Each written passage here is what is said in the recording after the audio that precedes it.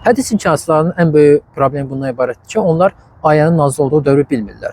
Buna görə də özlərinin ayələrə təfsir verərək hərəsi bir fikir söyləyir və nəticədə də öz aralarında müxtəlif nə qədər məzhəb yaratmış olurlar. Amma ayələrin nə üçün, hansı şəraitdə, hansı hadisəyə uyğun nazil olduğuna baxdığımız zaman ayələrin mənasını rahatlıqla anlaya bilirik. Digər bir məsələ də bundan ibarətdir ki, onlar hədisləri inkar etməklə Peyğəmbərimizlə bir növ əlaqəni kəsmiş olurlar. Amma biz bilirik ki, ayələr Peyğəmbərimizə nazil olur və onun ən doğru izahını da Peyğəmbərimiz, onun əhl-i-beyti və sahabələr bilir. Həm də ki, Həzrət Peyğəmbər ilahi vəhyi insanlara çatdırmaqla yanaşı, orada yer alan ayələri də açıqlayıb izah edirdi.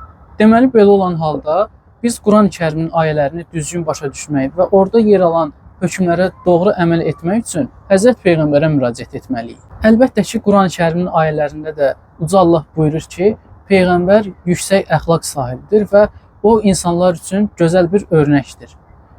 Həzrət Peyğəmbər heç zaman nəfsi istəkləri əsasında danışmır və əməl eləmirdi.